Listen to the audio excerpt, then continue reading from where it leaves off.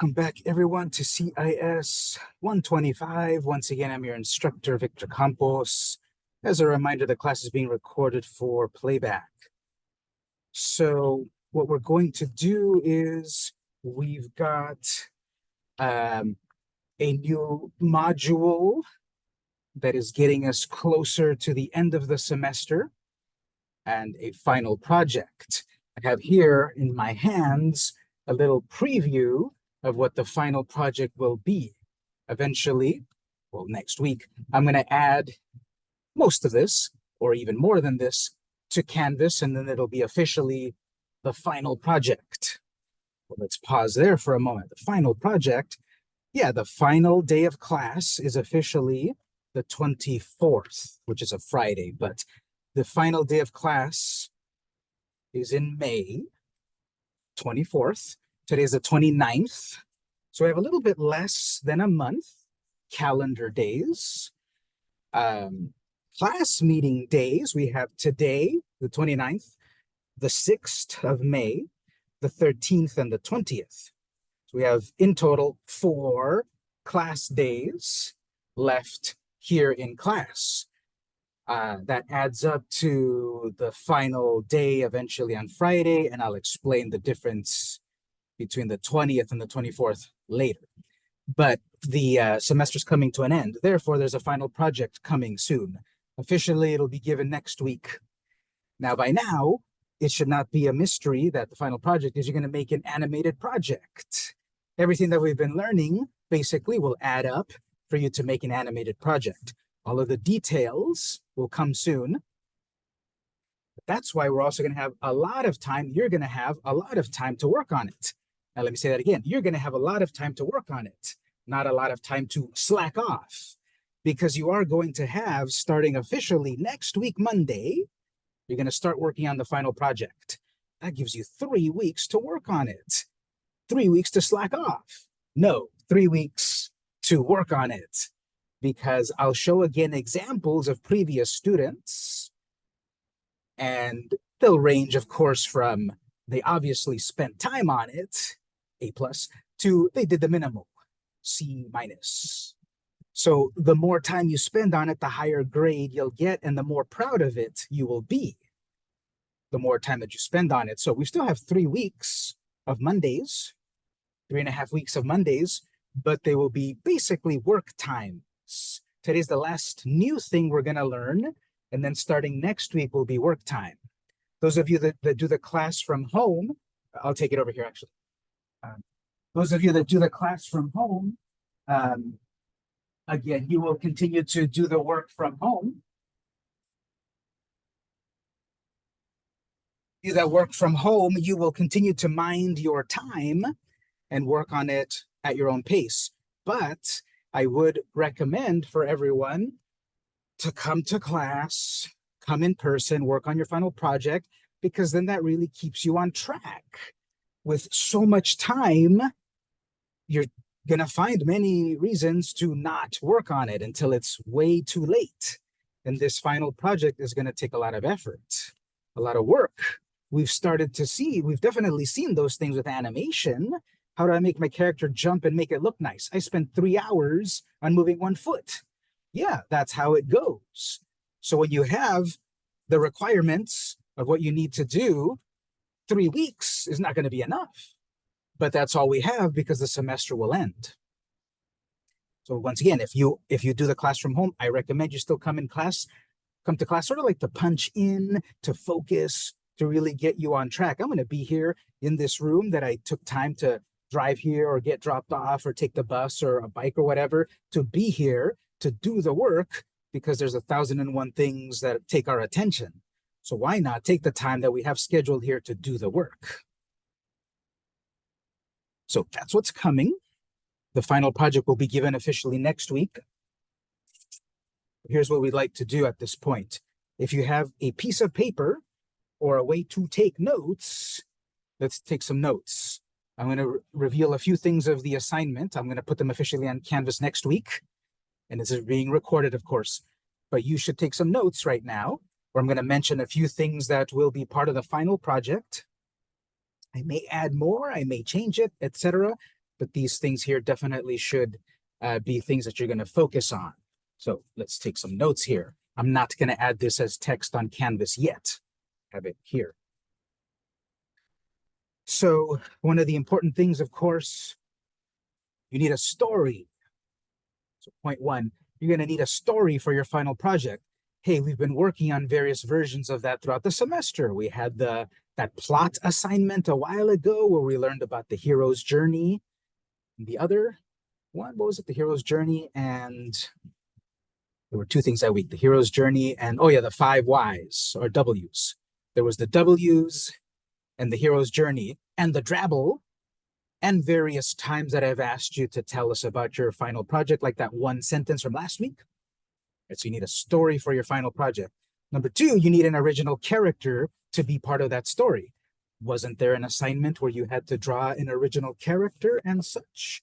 You can, of course, keep using it or change it or start over, but within the amount of time, I do not recommend to start over. Well, what else? An original background or environment where your character has to exist. We had an assignment on that. Those assignments where you drew the background and the character, we had not learned animation yet. But now that you've started to learn animation, think about how am I going to animate that original character that had wings and sparkles and a cloak and chains and flames and all of that? How am I going to animate that in 3 weeks? And when you drew that background, well, I made this amazing cityscape. How am I going to animate that within our time limits? Fourth item, you're going to divide up your project into scenes. We just learned that. It's not too complicated. Divide up your project into various scenes. Focus on a bit of animation or a topic or a plot point or an environment. So you're going to need to know how to do scenes in your final project. Camera movement. You're going to need to add some kind of camera movement. Again, some of these details are still going to be revealed when the final project is given away next week. But we talked about the camera movement. You're going to need to add camera movement to your project. Any example of tweened animation will be part of the final project. We learned that a little while ago. We learned how to do tweens so that the computer does it for us. Tween animation. What came after tween animation? Frame by frame animation. So in the final, you'll have to do some example of frame by frame animation. What came after the frame by frame animation? The symbol animation. So your final project will need to have some example of symbol animation. That was 3 types there, right? Tween, frame by frame, symbol. And lastly, what was the last thing we learned in class? Music. Your final project will need some kind of background music. So those things, hopefully you took notes. Those were the things that are going to be at the minimum as the requirement for the final project. The details about how much frame by frame and how many music soundtracks and how much time and such. Those details will be given next week. But the big ideas that we've covered the whole semester pretty much are going to be required in the final project in various ways. And so within the 3 weeks that we will have, you're going to need to do all of those things. And so if there's a requirement, obviously, and you don't do the requirement, obviously you don't get the points. Grading on artistry, as usual, I'm grading on technical ability. Did you technically do A, B, C? Did you do A and B but not C? Did I ask for A, B, and C, but you did A, B, and X? Right? You should know by now the way I grade very specifically. So that's what's coming. Stuff we've covered in class. Let me pause for questions and comments. Again, the details will come next week. Questions and comments either in person or on the chat about that final project, and the final days and such coming. Any questions?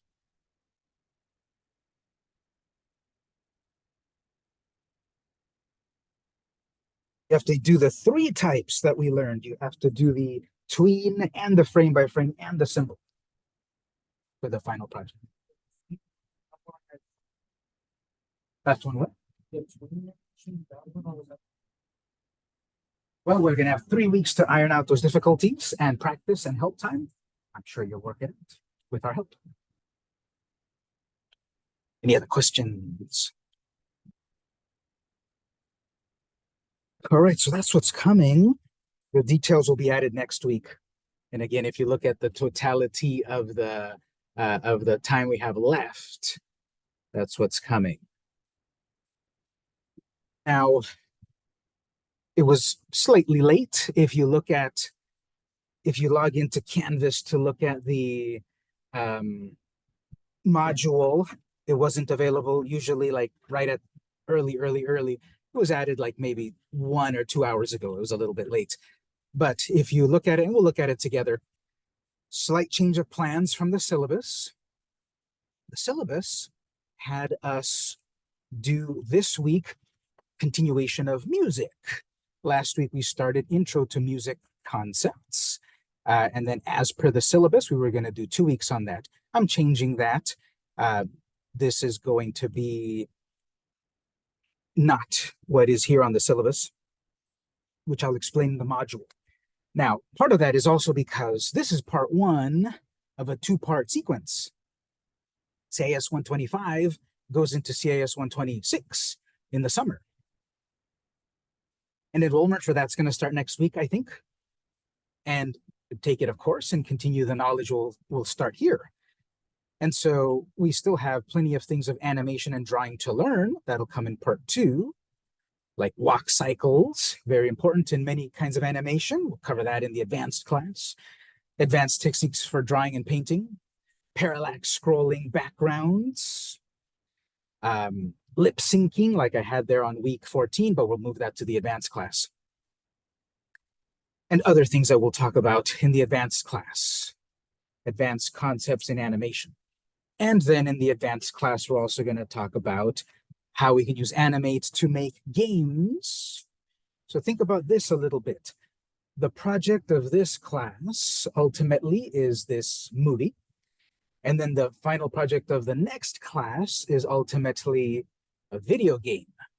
So think about maybe how can what you do for the final project of this class eventually segue into an interactive video game? It's going to be a passive project in this class, a movie that we watch and enjoy. And then in part 2 of the class, how does that segue into an interactive project, an interactive game? Now, the kind of game and the details will come when you go to part 2 of the class. But see how that will all come together in your portfolio. You're drawing original characters and backgrounds and writing a little bit. It's all going to culminate into a movie. And then in part 2, it's going to culminate into a game. That's a great portfolio. Original characters, backgrounds, animation, and a game. That's an amazing portfolio for when you move forward, either go off to San Diego State, UCSD, Harvard, whatever, or try to get into the real world in this industry. It's not about what apps do you know. It's about how do you know to use those apps? What proof do you have that you can use these apps? You might get an A+ in part 1 and part 2 of the class because you technically did everything, but do you have a portfolio to show and that you're proud of and that can speak for you in this industry? Ultimately, we're building a portfolio in part 1 and 2 of the class. I have one more thing to add to the portfolio this week, which is not on week 14 of the syllabus because I changed my mind about it. And it's going to be what's going to be this week, which is storyboards. This will be the last thing we cover in this part of the class before moving on to the final project next week, storyboards. And I think that this will work a lot better for you than doing another lesson on sound. I think the storyboard will be much better for your final project ultimately and your portfolio and all of that. As I prepare to do one more thing, everyone do this in the chat box over here. Type here, tell me your favorite childhood cartoon, what year you remember it from, and your birth year. So type in the chat, your favorite childhood cartoon, what year do you remember it from, and your birth year. type that in the chat as I prepare one thing here.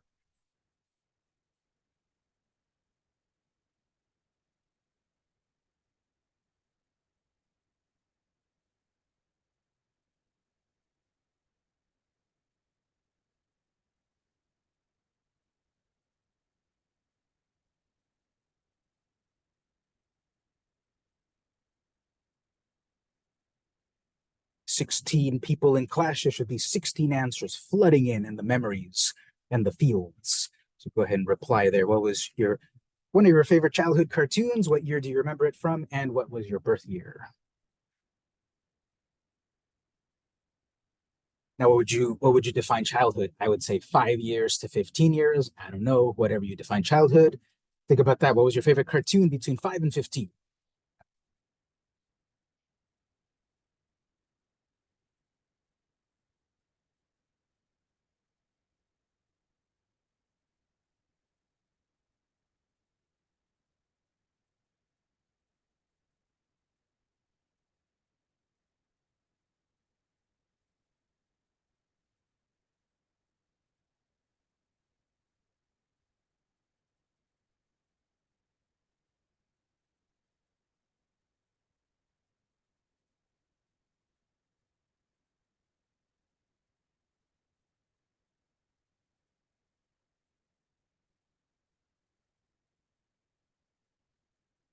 All right, so we're getting some answers here. Assistants, if you want to chime in as well, tell us your favorite childhood cartoon as well, and if you'd like, what year you were born. And those of you at home as well, what was your favorite childhood cartoon? What year do you remember it from? And what was your birth year? So as the answers are coming in, let's see here. So we got Ben 10 in 2007 or so, regular show 2014, SpongeBob in 2008, Fairly Odd Parents 2010-ish, My Little Pony Friendship is Magic 2010, Kipper the dog, maybe in the late 90s. We got to look that one up. I hadn't heard about that one. Adventure Time 2010s, Gravity Falls 2012, Gravity Falls 2012, Teen Titans, the original one, the good one. Yes, I know. 2003, SpongeBob in the 08s. Yeah. All right, so various people there responding with your childhood memories of your favorite cartoons and birth years and such. Most people then responding being born in the 21st century. So the point of that is that we have these memories of these great cartoons, and we're going to kind of take that as a step back as a grown-up to look at them a little bit, and then how that applies to class. So as those answers finish coming in, let me come back to that one moment. Let me continue with the items right here. So this week's module, again, this is changed from the syllabus. I might update the syllabus. But for this week, 14, I start to talk about storyboards. There's a short little animation that we'll look at together. It's about 2 minutes. Question over here, guys?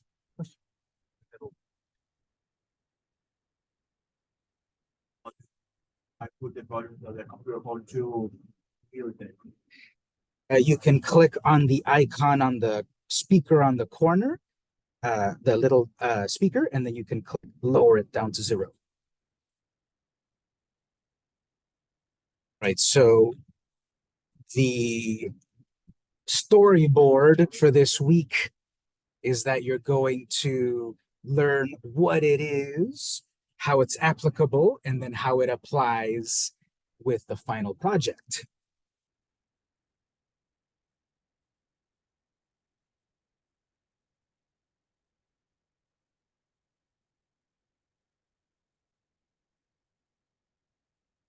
Right, so storyboards. Storyboard is kind of a visual explanation of an animation. It'll be this week's assignment Once we learn about it, you'll do your own storyboard. And the storyboard, not only it is an assignment, but it will help you with your final project. This week will be one of these public discussion assignments so that everyone sees our responses together here. Moving on, live session. In the live session, there's an item that you'll download in a moment in the what to prepare from Canvas. You're going to download this storyboard file. You can download, open it if you want. We'll get to it a little later, but get this from the Canvas, from the Canvas live session. We'll use it in a moment. I also have it in the resources, storyboard, and the little video, 2.5 minutes. Let's spend a moment to watch this video. We're gonna watch it. I'm gonna pause it and comment on it. So I'm just gonna play it, and I'm not just gonna play it and you fall asleep. I'm gonna play it and then we're gonna comment. I'm gonna comment on it. At home, let me turn on share sound. I'll play this video for a moment.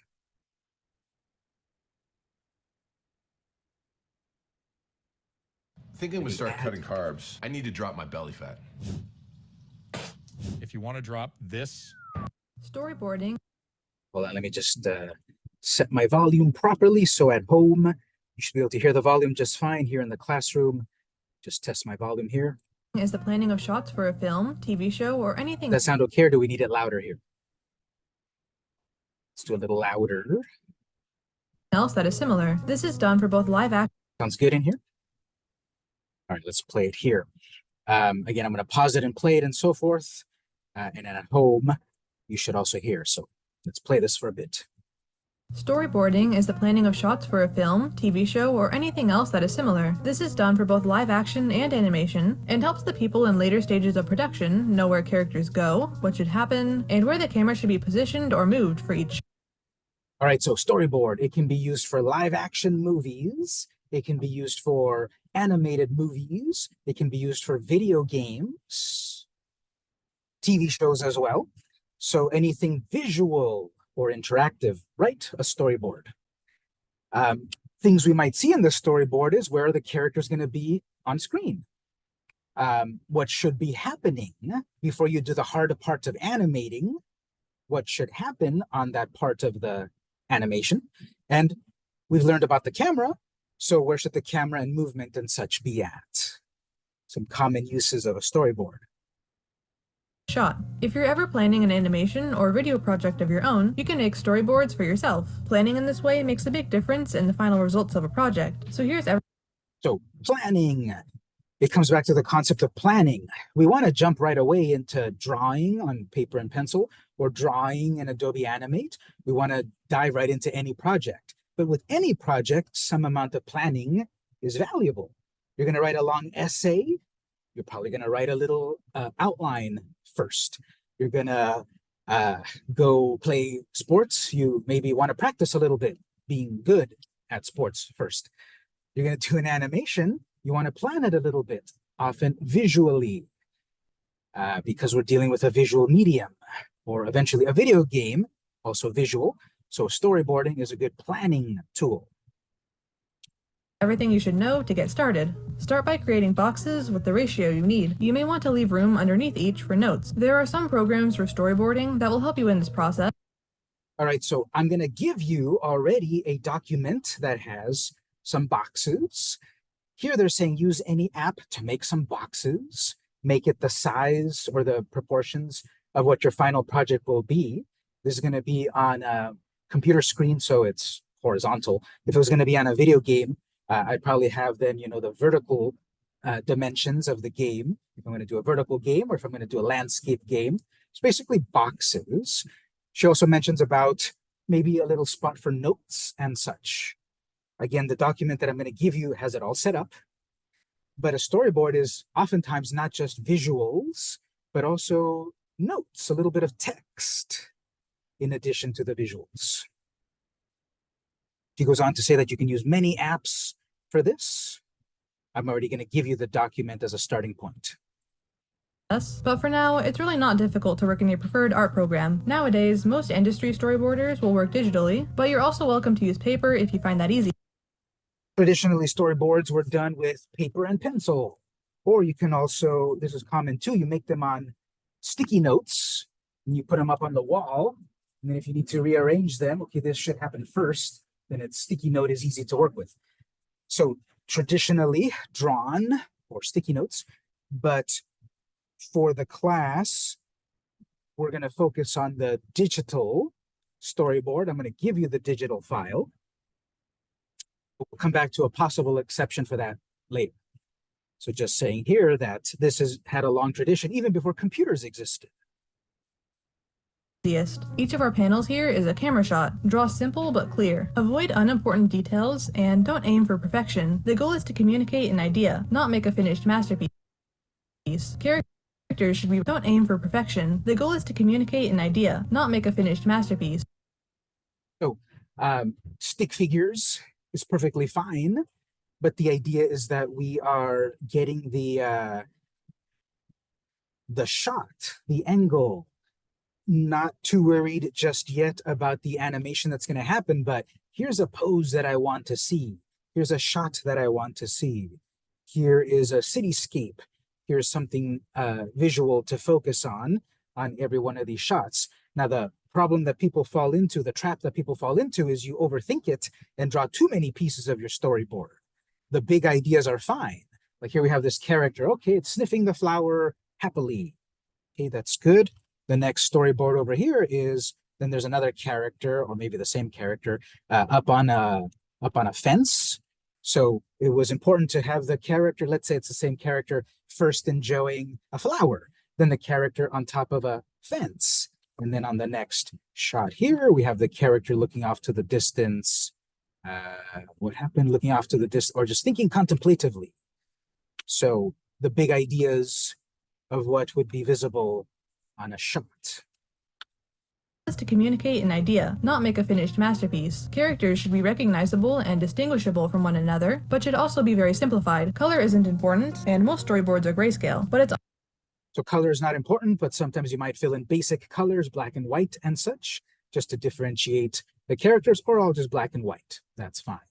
Often helpful to color code characters, like I did here for a short film project. You can use lighter and darker values to separate background, middle ground, and foreground elements. Sometimes one panel is a really nice technique there, grayscale, which is, you can see it very subtly there, that some parts are white, some parts are a light gray, some parts are a darker gray, black. So just those 4 shades of gray might be enough to separate enough the background and the characters and such. You don't have to go too detailed with any amount of colors or keep it black and white, but it is very helpful to use a little bit of grayscale coloring.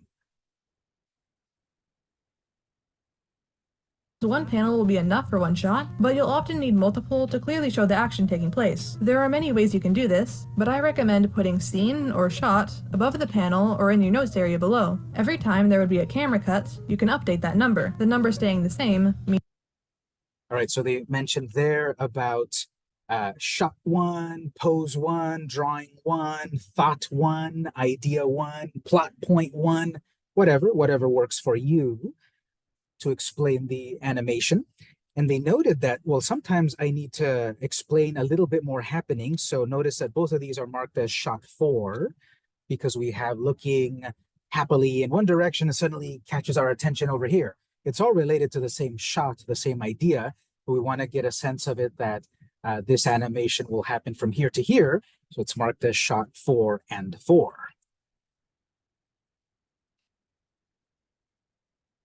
You may also want to include action notes, which describe the action taking place if needed. This is mostly to help the people who would be using the storyboard later in a production.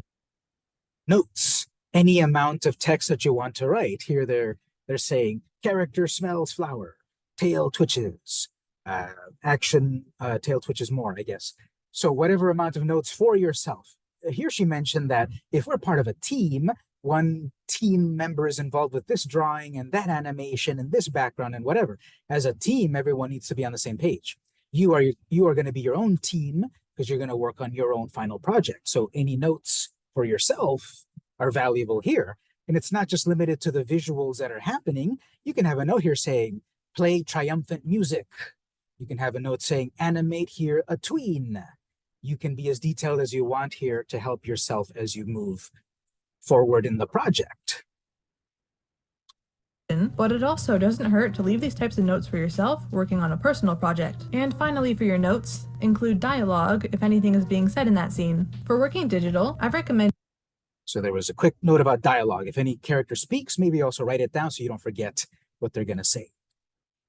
Using a solid, hard-edged brush with a taper. Professional storyboarders will be very decisive and clear with the lines they make, not usually being too messy and sketchy. Of course, your standards don't have to be quite so high if the storyboards are just for you to see, but so they're nothing too important, just saying draw it how you want, what makes sense. If you were in a professional environment working on a team, people will have to read your gibberish, but on yourself, well, you're the only one that needs to read your gibberish. So you can do stick figures, but the more detailed you are, the better for yourself as you work on your project.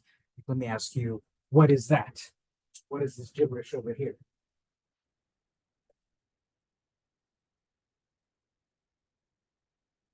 Bird. Bird.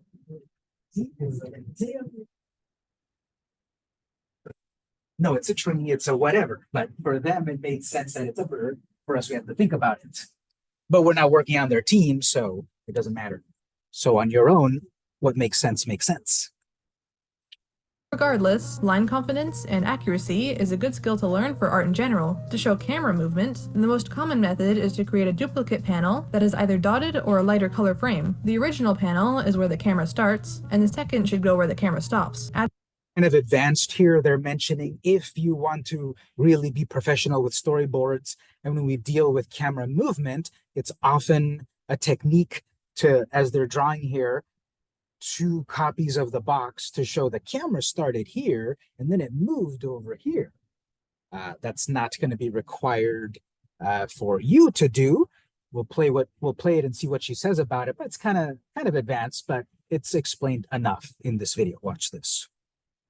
Color frame. The original panel is where the camera starts, and the second should go where the camera stops. Add these connecting lines to show more clearly how the camera is moving. If the camera is zooming in or out, do the same thing, but with a...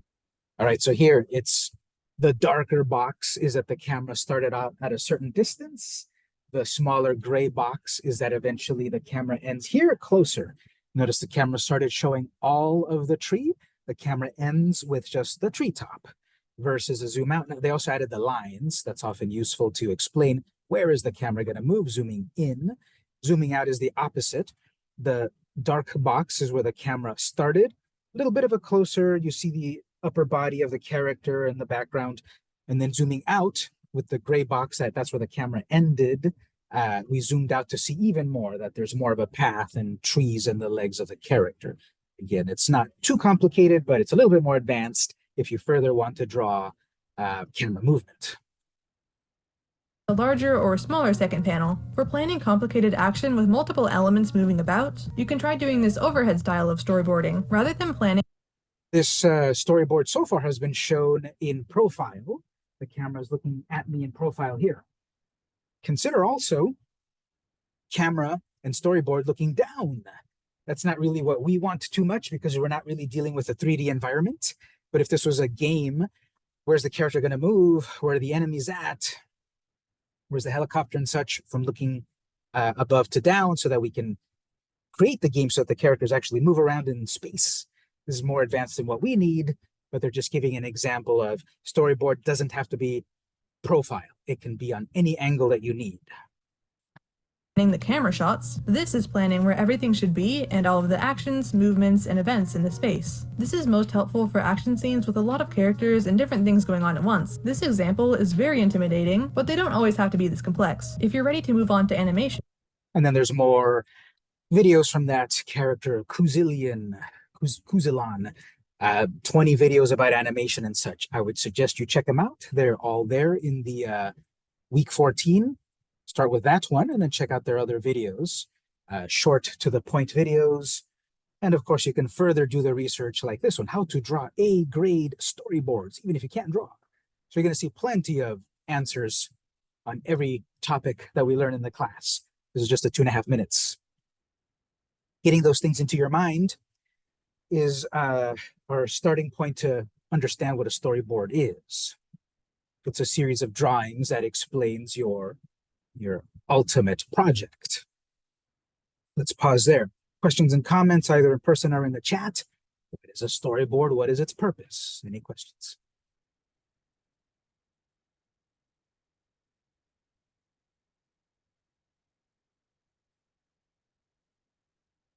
Right, so to put this a little bit into practice, we're going to do this. You all responded, or many of you responded in the chat about your favorite childhood cartoon and such. They all have pretty much some sort of intro animation or opening animation with a cool theme song that's stuck in your head all these years later, but something that kind of introduces the animation. I'm going to ignore all of those for the moment, and I'm going to show you my childhood animations, specifically the intros. Then we'll look at some of those. But the point here is we're going to look at some things objectively as grown-ups. So let me go over to YouTube, pull up some of my classic animations. Spoiler alert, I'm a little bit older than you, so I grew up in a different time. And some of my animations that still stick with me. I was researching a few of these earlier today, and let's start with this one. What's funny is that they're remaking all of these. So that's funny to see the remade versions of them, but the originals in my mind are better. So let's Chippendale Rescue Rangers. I'm going to play this for a moment. I'm going to play for a moment with full audio and such, and then back up. We'll get a sense of it as it was done, and then we'll back up and kind of analyze it as a grown-up. So let me play this one for a moment.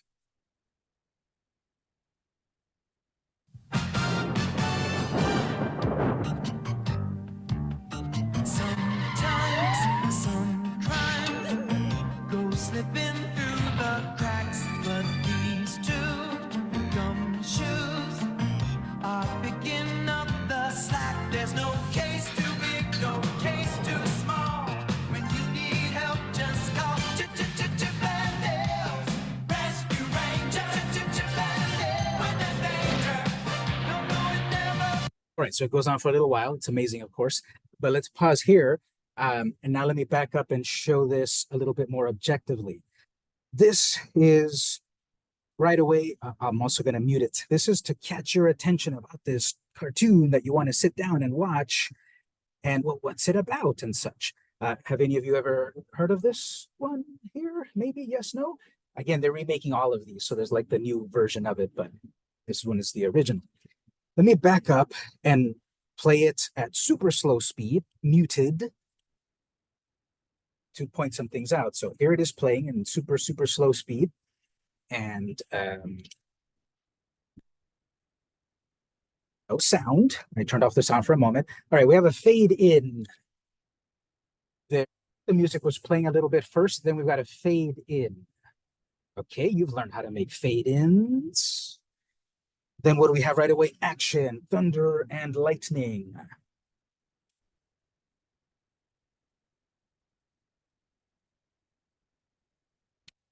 This is a scene which then changes right here. That was a camera cut. There was the part of the animation happening where the camera is below the Ranger plane or whatever it was called. And the camera's below. There's lightning coming down, striking the plane and messing up the wings. That is a particular scene. That is one drawing in the storyboard to draw the little ship, make a note, camera from below, lightning strikes. Okay. Then it changes into a profile. They're losing altitude, they're about to crash, and they're going through trees. Trees are snapping off and such. All right, that was a drawing in the storyboard, perhaps, or maybe just a note below it. Action changes to profile. We have a very different scene over here in the city. Police car, very cartoony police car going off on the edge like that when it makes the turn. There's a U-turn and the wheels pop up. Okay, there was a shot there of the city. Okay, very different scene over here. What's happening over here? Some mechanical dog thing and chomping and such. There's going to be a lot of changes, a lot of different shots. And this is just a 1 minute long introduction. There's so many camera changes, scenes, characters. The music is playing through it all.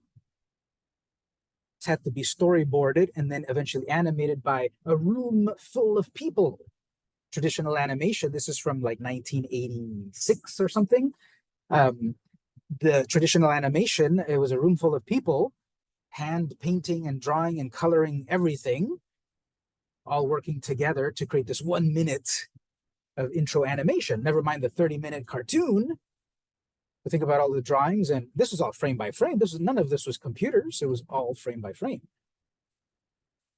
A shot over here, a pirate mouse. And then, oh no, the ranger team is done for. Reactions right there. Here's Dale falling off. Squash and stretch. The character is about to fall down, stretched out a little bit because gravity is going to pull him down. Expression to also give you the idea that I'm in trouble. Camera movement down, static shot falling into his arms, camera movement up the trash pile.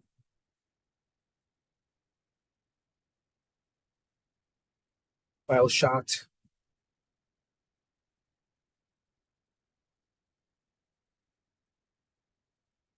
Point is, we're breaking it down.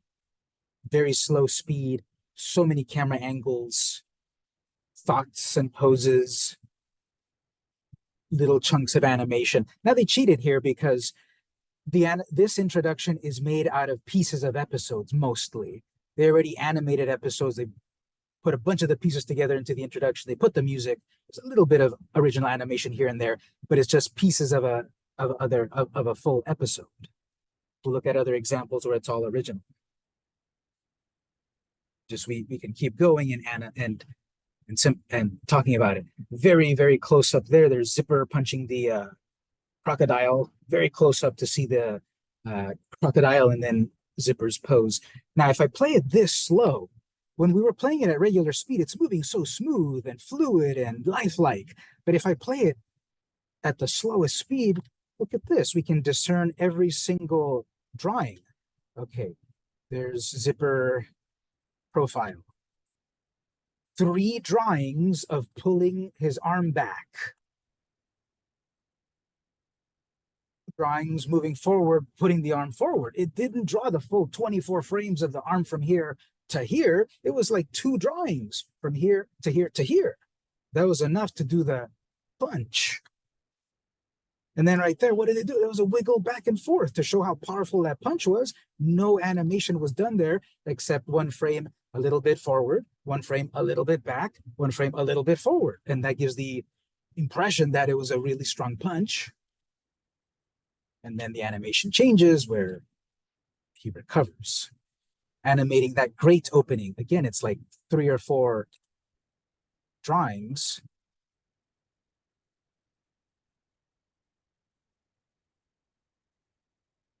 Very loudly, 3 or 4 drawings of the body and the head slightly in different poses to show like trembling with a scream. Go on. So that's one. Classic animation. Let's get DuckTales for a moment. There's another one that's been rebooted. Here's the original for a moment. I'll play it normal speed. Normal volume for a moment. Life is like a hurricane here in Duckburg. Race cars, lasers, aeroplanes. It's a duck blur. Might solve a mystery or rewrite history. DuckTales, woo! Every day they're out there making DuckTales, woo!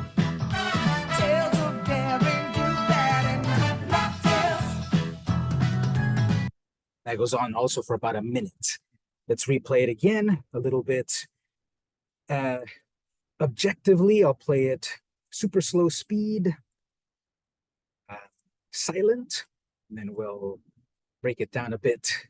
Another fade in, mating those struts right there. It's like 4 frames of animation. It is more complex in that Huey, Dewey, and Louie are turning around to the camera.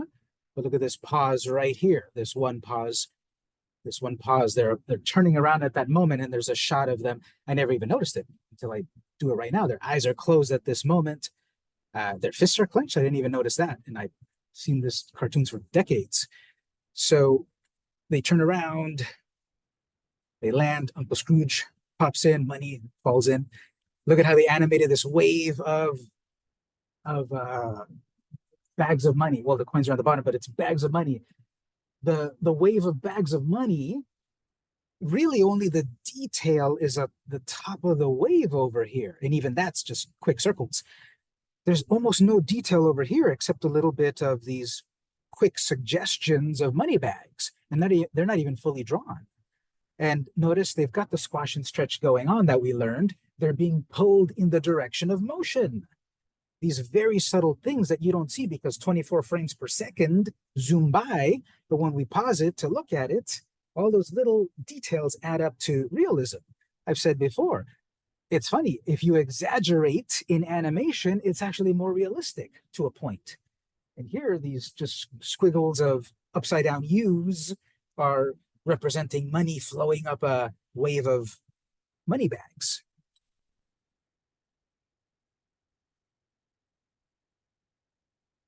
Camera is stationary. The only action that's happening is Scrooge running at us, and the money bags fall. Right there, they took some time and effort to draw several actual coins and money bags. Look at that. Someone have to draw all of those coins. And they all fall there. And they're tumbling around in different angles and positions, and they all have a surface and a top and a side, and even some of them have like the little ridge of the very top. It was all hand-drawn at some point.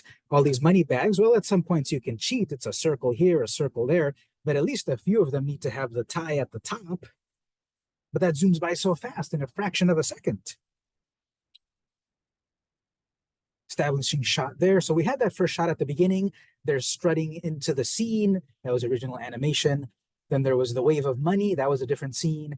Now we've got to look above Duckburg, the money bin off in the distance. There's a new shot here, a new drawing in the storyboard. Camera doesn't move, just the copter. That would be a note in the storyboard.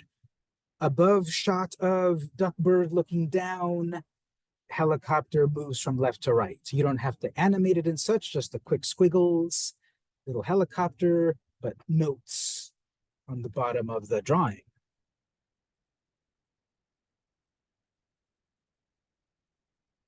It's a little while, actually. Another shot over here, very cartoony vehicle that had to go up on its hind legs before it drove forward. They're moving so fast, his ears are flopping back. His beanie back here and the curves of the vehicle all in the direction of movement.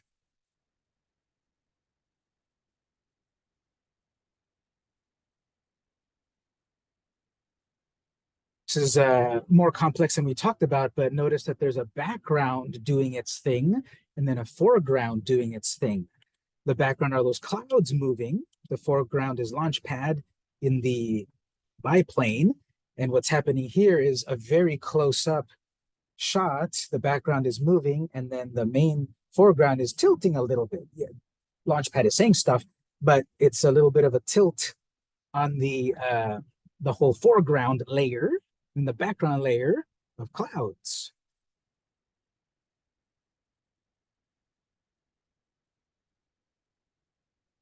Clouds moving upwards, Launchpad coming at us. Very complex shot there, lots of multiple animations. Complex shot there of the light source. Yeah, the light source moves. Look at how the candle illuminates this part of the castle, then this part, then this part. That's very complex. In addition to the walk cycles, which we'll learn in part 2 of the class, and the camera movement, and they're talking, and their heads are moving. Very complex shot. That squash and stretch was very subtle there. But as I forget that character's name, but as it bounced, as it fell down, you see it was stretched out right there. Look at that. Let me try to pause it there. Such a distortion right there. Look at that. That's gibberish. It's all stretched out, but to really show, oh, he hit the ground so hard. That's again, the more you exaggerate to some degree, the more realist it gets. Because they really wanted to show I slipped on the banana really hard. And that just swashes of colors. That's pretty good. And then the squash at the bottom hit the ground and stretched out. So look at one more. Another one that got remade. We'll look at the original.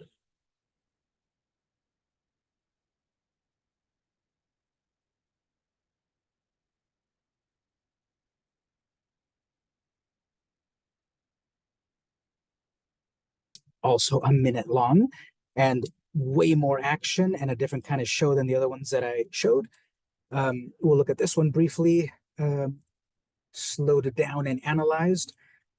But this is on the surface, a very complex animation. It is very complex animation. And notice that all of these, they also really fit with the music.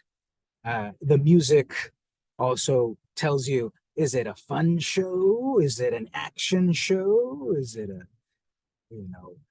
show taking place in the city versus the forest? This one's a very action-packed sound. We have this really, this is like early anime coming to the US, and we didn't know it was anime at the time. But these effects are just classic 80s anime, which some of these still work nowadays. But what was revolutionary about this, so this is way back like in 1984, 85, is look at that energy moving. It's just, it's a laser beam of energy, but look at how it changes. It's got the Thundercat symbol there, but it just changes and deforms and wiggles and changes, and that's just imagination there. That's nothing you can base yourself on. You can't see particles of light scattering like that. You have to imagine them, and here's a laser coming to the planet, and it's animated in various ways, and it's got a glow, and all these complex features, and then the background is moving down there, camera moving as well. And then this is just completely over the top, coming in close to the character, sparkles everywhere, and then a different shot to close up, the classic poses here. Very simple background, just pinks and purple clouds to focus on the main character. Epic pose right here. So a big focus on the character. After the Sword of Omens extends, the only thing that's animating is just the hair blowing, the hair moving in the wind. Background is completely simple.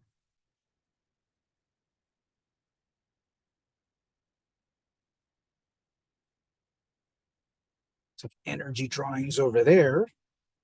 Look at this. This is just a classic hallmark of anime where there's these shots here that just zoom by in the blink of an eye, but they all add up to this epic opening scene. Suddenly everything is black.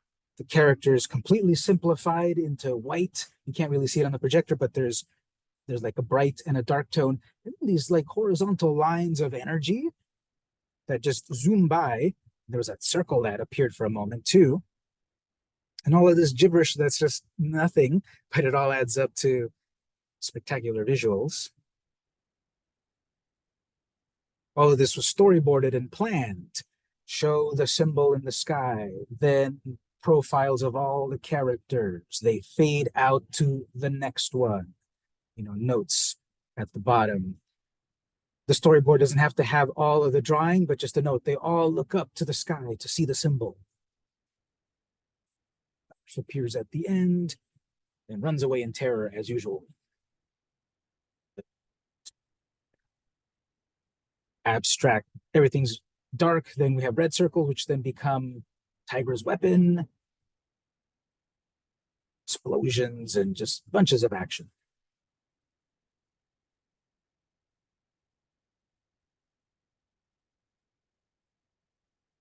So a bunch of classic cartoons created a long time ago, but new versions of them that exist nowadays. Let's look at a couple of your examples that you gave in the chat. We'll break those down a little bit as well. Let's see. Just going from the top, we'll pick a few of these. So let's look at Ben 10.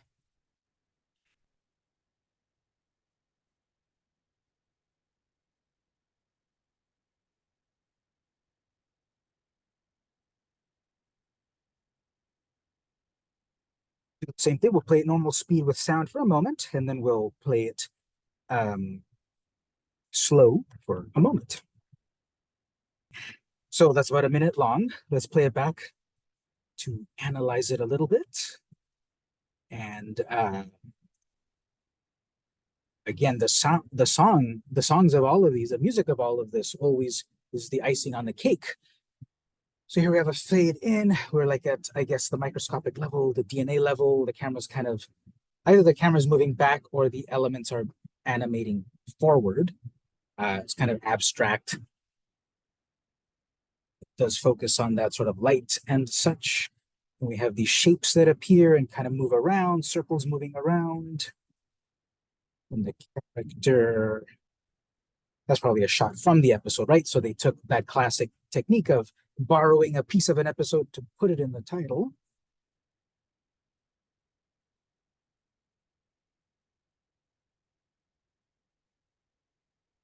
If we break these things down again, you might have seen these episodes and these intros for many, many, many times, breaking it down. Well, that was a very creative shot right there, right?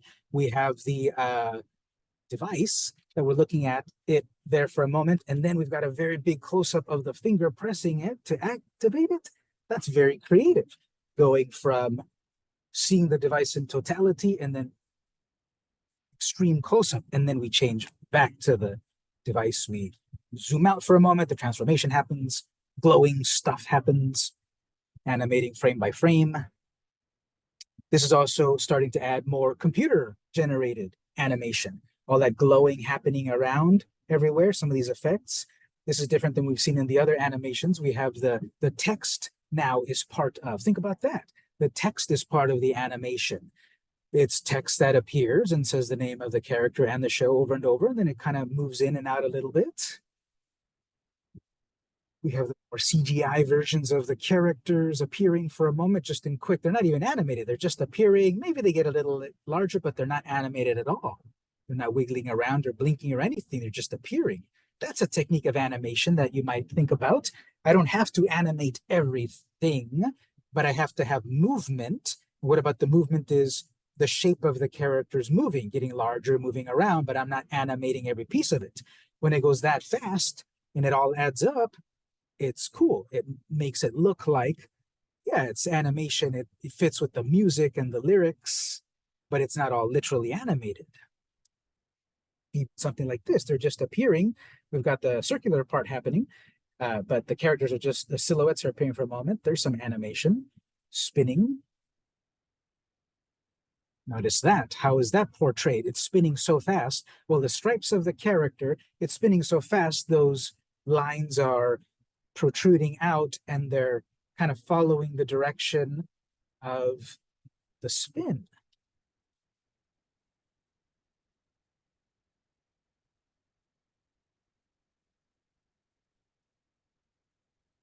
Same technique there.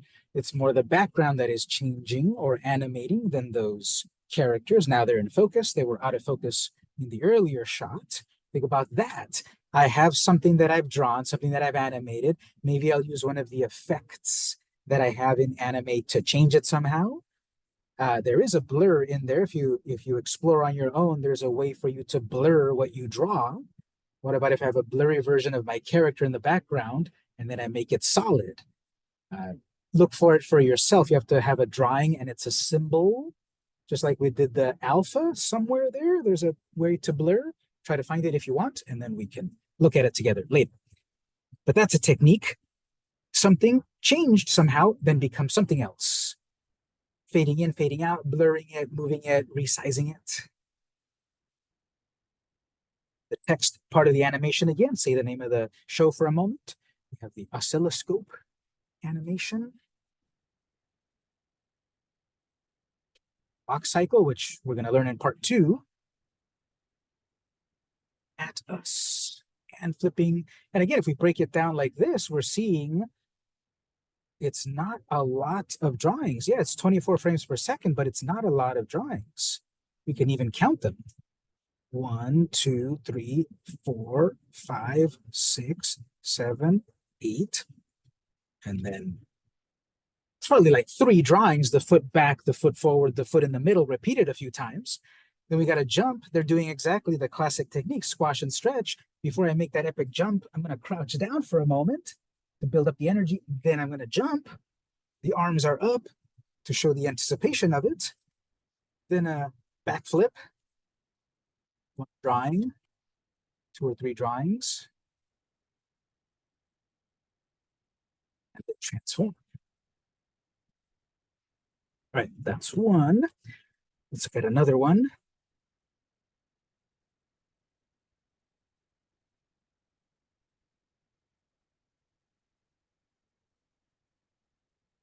Let's look up, let's do My Little Pony, Friendship is Magic.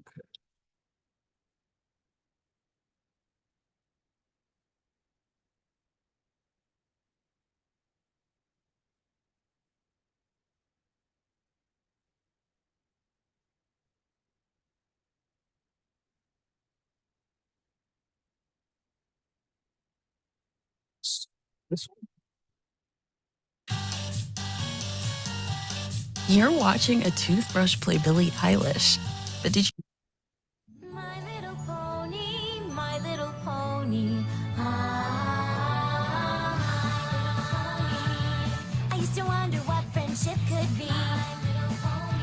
Until you all shared its magic with me.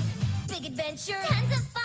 A beautiful heart, faithful and strong. Sharing kindness, it's an easy feat. And magic makes it all complete. You have mine.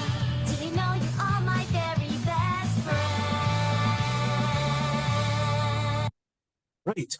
So if you look at that one, analyzing it, fade in, a background that doesn't change, but a character that is animating here.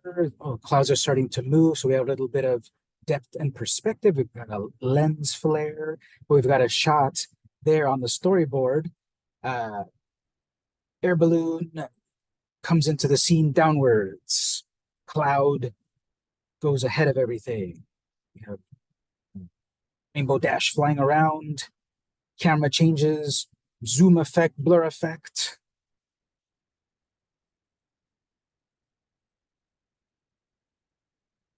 File, background, many characters moving and animating on their own.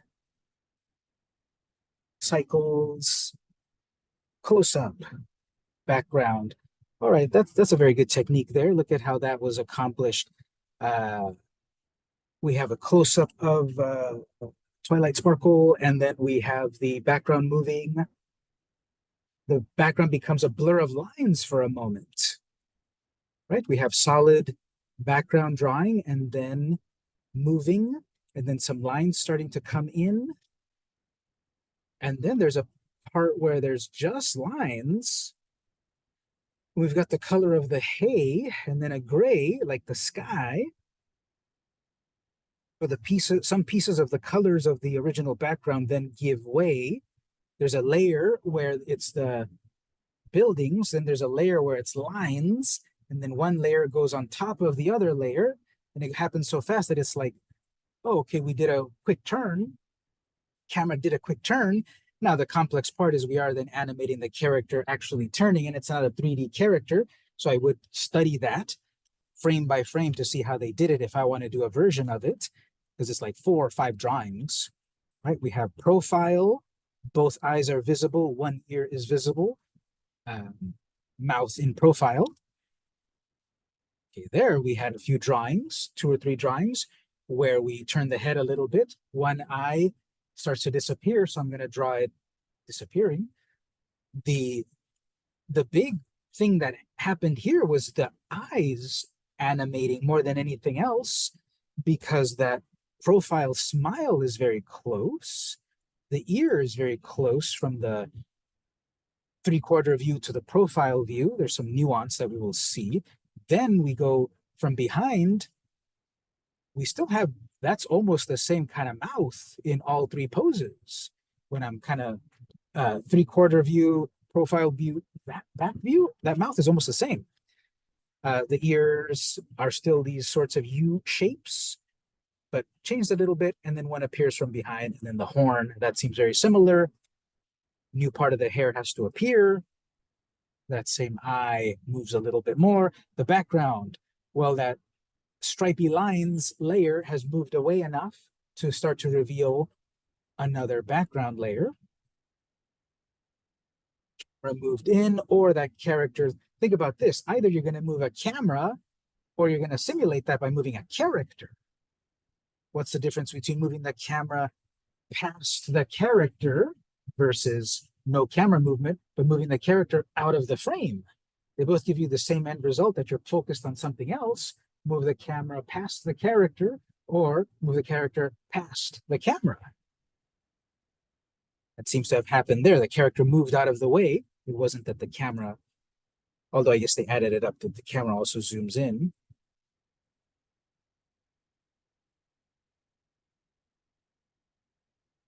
Do I animate wings flapping? Well, I look at an example and I count the frames and I draw my own version. There's also a very subtle thing right there. Look at those wings. Or are they the wings or just the motion lines? Those little movements right there to show moving in. Are they feathers flying out of the way and such? Then they go away. They're only there for one frame and the wings are going to move up. Well, that's kind of like, you can kind of simulate that a little bit with your hand. Wings are flapping. They go up, they're up, they come down a little bit, they come down to the bottom, they stretch up, getting that energy to zoom out of the scene, just like with Ben 10 crouching down. We're crouching down in the sky, but notice the tail is curved like that. The hair is curved upward that way. This leg's got a curve here. All of these have these legs curved in that sort of way. Very subtle depth by having a slightly darker, doesn't show up too great on the projector, but a slightly darker blue color for the things that are further. See, it's very subtle, but a very good technique here. The things that are further from us,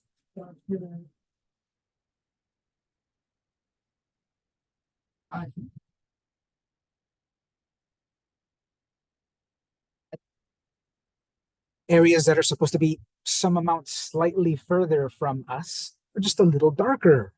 And that creates some dimension. And then just some extreme stretch across the whole screen to show, you know, that rainbow boom, and stretched out that far and that fast, and the legs are stretched out. It almost kind of looks like a mistake. Oh no, that's the wing. Yeah, there's a wing right here. I was going to say the leg looks a little mistake, but no, the two legs, oops, the two legs were at the front, two legs at the back, and then the wings stretched out.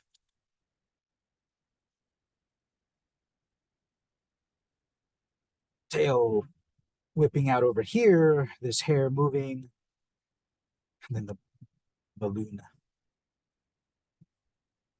So we get the idea. What are we doing here? We are looking at examples of animation from various generations. We're breaking them down frame by frame in a way. We're playing them without sound so that we don't get distracted.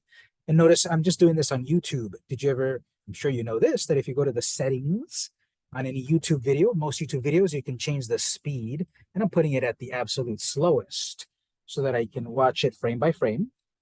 I have it muted so that I'm not distracted by the music. The music obviously adds a lot to the animation. But this is then to think about how is an animation made. I want to do a version of that in your project. We'll look up an example. I want to do this in my project. Okay, I'm going to go look up Goku powering up and then play at slow speed and make mental notes and then maybe sketch and such. Where I want to draw, well, I really need to make this a super powerful explosion and the boat rocks in the water.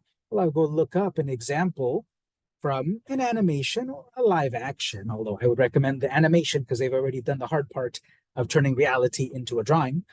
And then play it frame by frame and pause it and rewind it. Right? If you didn't know, you can use the keyboard on a computer. You can press back, you can press forward, you can press spacebar to pause it, and take mental notes, or actually trace it, or take screenshots. You take screenshots off of YouTube, put the screenshots into Animate, trace them in your own way. You can go frame by frame by pressing the period. Oh, okay, let's see that. Period and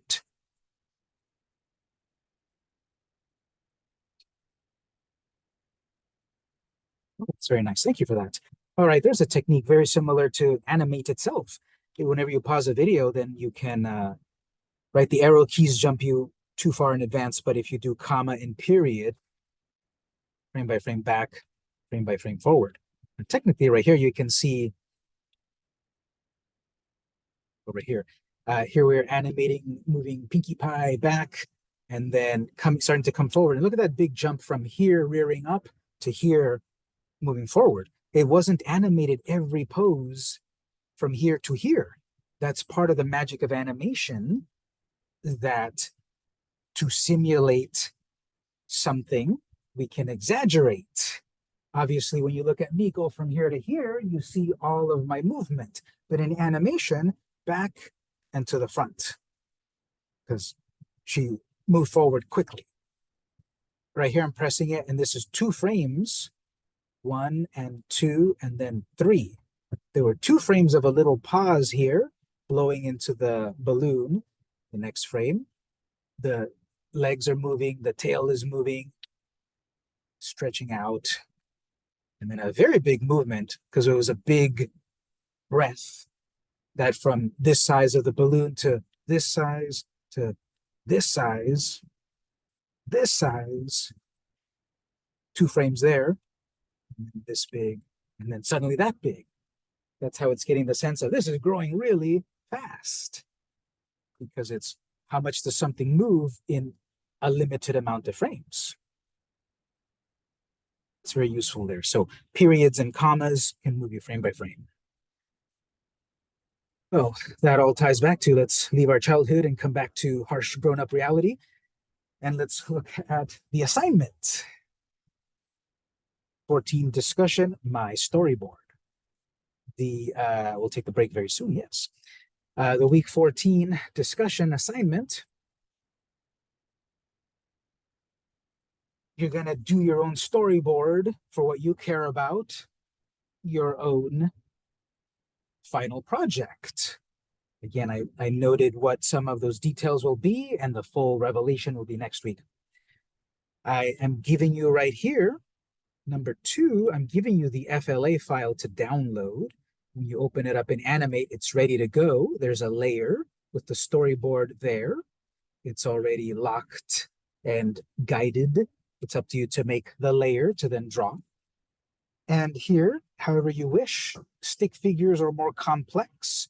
You have 8 shots for your final project. Now, many people, because you've got lots of ideas, create more than one storyboard. For the assignment, I'll show you how to do that in a moment, but for the assignment, you only need to do 1 set of 8, 1 screen full of 8. You're going to fill in each of the 8 squares with some kinds of drawings representing the idea that you've been putting together little by little the whole semester. You can use anything you've done from previous assignments of writing, or think of new things. That's fine. There's space below each of those to write some kind of notes. You should write some kind of notes. Put this music here. This character is going to say that. The next shot is going to fade in. Whatever you want to do to write notes for yourself on these. You can do more than this, but you're only going to be required to submit 1 PNG file. You're going to upload the PNG file, not the FLA file. Export it as PNG. Remind us again, the 1-sentence plot synopsis from the last assignment. Sure. Upload your image to Canvas, the PNG file. Tell us anything about the storyboard if you want. Respond to classmates. What did you like? and what might be improvable, respectfully. And so this assignment is more for you in that I got to get an idea of what I really want to animate with what I've learned and the time limit. Again, the 24th is the last day of class. I cannot accept any late work past the 24th. We're probably going to have a extra credit deadline on the 20th, probably, and then a final deadline the 24th, which is a Friday, which I'll explain later. But we have that final class meeting on that Monday. So if you count it in one way, 4 weeks, 4.5 weeks, 3.5, however you count it, you have that amount of time for the final project. I have more to tell you about, but I explained some of the details already, and you should be thinking about it. And some of our assignments have gotten you closer and closer to putting that together for a final project. In this, if you need more boxes here, a couple of ways to do it. You can create a new scene, right? You can go up to your scene panel, create a new scene 2, whatever. And in the brand new scene 2 from the library, I have it waiting for you in the library. In scene 2 from the library, just drop another storyboard and resize it. It's going to be big, but resize it to fit on the layer on scene 2. Or if you want to stay on one scene, either way works. You can extend the storyboard layer to some amount of time. And then on your new layers, each one of them is going to be a blank keyframe F7. So I'm going to draw on this one stuff happening here, all of these here. And then on frame 2, I'm going to draw the next part of my ideas. And then frame 3, F7, and draw some more. For the assignment, you only need to upload one of those. You can do 20 of these ideas. You only need to upload one. If you want to upload more, that's fine. But one completed storyboard may not have your whole idea beginning, middle, and end. I said one of the things of the final will be a story, which has a beginning, middle, and end, a plot. You might not have the whole idea. You might not be able to put together the whole idea on 8 squares. That's fine. You can make more, frame 2, 3, 4, whatever. You can have most of your idea here and write eventually to be continued. It's going to be open-ended enough, but I need to see some amount of effort. Yes, stick figures will work, but not just stick figure. Here's my character. Some amount of work, but there's a background there, and there's a castle over here, and then there's an airplane over here, and aliens appear over here. You know, some amount of effort with these storyboards. And with the text here, we didn't really cover it in class, but there's a text tool. Just select the text tool and write stuff here.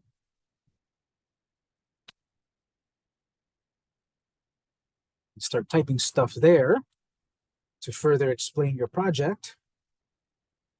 Drawings and text, and then you export it as a PNG file, as we've done before a while ago. You can export it as we did before. I guess I'll note it there, ping 24. How did we do it previously? Ping 24, no transparency. Actually, I guess you need to remember to not have that bottom layer as a guide. I just remembered that. If you leave it as a guide, and then eventually when you do the export, the lines won't be visible. Forgot about that. It's going to be your drawings with no boxes. So don't forget to turn your storyboard layer back into a normal layer. Turn it off as a guide. We'll put it in the notes in a moment. Because when you do the export, anything that is a guide will not export. But we want to see those boxes. We want to see those lines and squares. Right? We want to see that stuff. So turn that back into a regular layer. Turn off guide. Export as ping 24 as usual. No transparency. Put it in the assignment. That's going to be this next assignment. We'll do a week from today. You can start to work on it today, right after we do the break. And storyboard, which will help you on the final project. Question? Okay.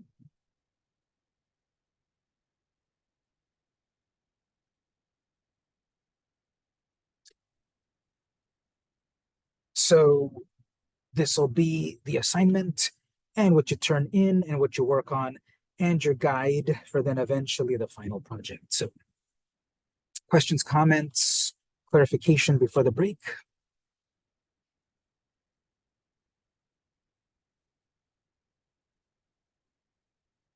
Take a break, but then we're just going to segue into lab time. If you want to stay and work, which I would recommend, do so. If you want to work at your own pace in your own way, you can do so. This is college. But I would recommend you come back after the break, start to work on this. Then ask me or the assistants for help.